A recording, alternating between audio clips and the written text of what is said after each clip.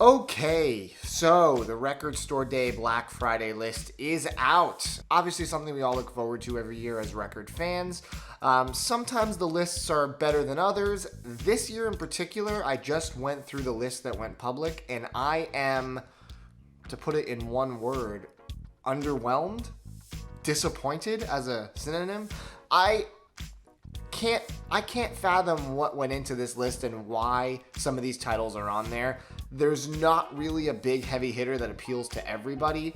There's a lot of stuff that really shouldn't exist. I'm just going to share a few highlights and lowlights mostly. And I'm very curious to get your thoughts on it. So I'd love for you to leave a comment with what you're thinking about this list. Because for me, this is definitely not RSD that I will line up for by any means, just based off the weakness of this list, in my opinion. And again, I want to be clear. If you have stuff on this list you're really excited for, that's awesome, and you should definitely go support your local record store and pick them up. You should also go support your local record store and just go on Black Friday and buy some things that aren't necessarily on the list just to help support your local store. That being said, the list, I don't know. Broken Social Scene, Feel Good Lost, the anniversary pressing. I know the earlier pressings are out of print, so that's kind of cool. It's a great album. It's a pretty good get on the list, I would say. But then we have a couple that are just unnecessary. There's a new pressing of Lana Del Rey's Chemtrails Over the Country Club on blue vinyl with a alternate cover.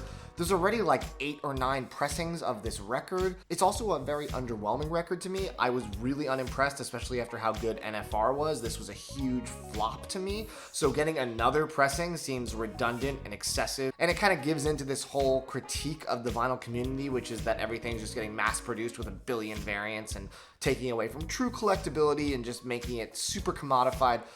It's leaning towards that argument, which is not great. In the same vein, Billie Eilish 7-inch No Time to Die, the Bond theme that she worked on, there's already a bunch of versions of the 7-inch that are readily available for pretty cheap, I think, on Discogs. The prices aren't very high, so why are we getting another variant? Why? And then we have Ozzy Osbourne with No More Tears, finally, right? It's a picture disc. I don't understand why people would want a picture disc of this record that's known for being so well produced and so sonically impressive. It was out of print for a long time, and then it got a repress on the kind of like, beautiful tiger splatter vinyl that was in the box set. And then I just saw that they were doing a Tower Records exclusive on a color that doesn't match at all. It just is the Tower Records colors, which is a little weird. And then I think I saw a pre-order for a standard black vinyl, which is great because that means that everyone who loves this album, which is most fans of music love No More Tears to some capacity, they get a chance to listen to it without having to buy a $500 box set to hear it. So why are we doing a picture disc? This is purely for collectors. I mean, no one's going to buy the picture disc over the box set or the black if they want to listen to it. It just seems like another one of those things that's clogging up the plants. That's, the plants are already so clogged up. Why? Two things that are good. We're getting John Legend's Once Again. Really solid John Legend record. Never been on vinyl. I might pick that up. Not going to be lining up overnight to get it. And the big one for me that is very niche and most people probably won't be into is the Wren's Secaucus. The Wren's awesome kind of lo-fi indie rock band. They did their album Silver a few years back for RSD.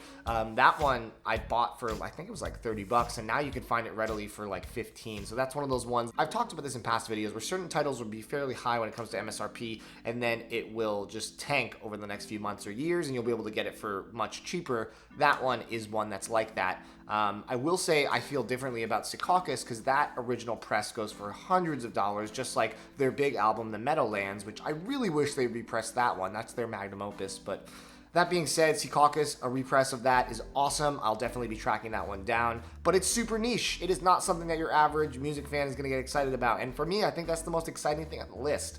So please tell me I'm wrong. Tell me I'm looking at the wrong list, or tell me that I'm missing things that are in the list that I just kind of glossed over for some reason. Leave a comment with your thoughts on the Black Friday Record Store Day list, because for me, this is definitely a thumbs down. And, I've been having mixed reviews about RSD in my mind for years now, and this is only kind of leading me towards the conclusion that there needs to be a radical change in Record Store Day, whether it's how it's done, or how the list is sourced, or just in general what the thought process is around it, in order to benefit collectors, listeners, and store owners all together, to really be a celebration of the community. Right now, it just feels like it's labels pumping out unnecessary picture discs and 10th variants of records that are already all over the place. anyways. So those are my thoughts. I hope you guys can share some thoughts with me in the comments, and we'll go from there. Thank you guys for watching. More videos coming soon. Take it easy.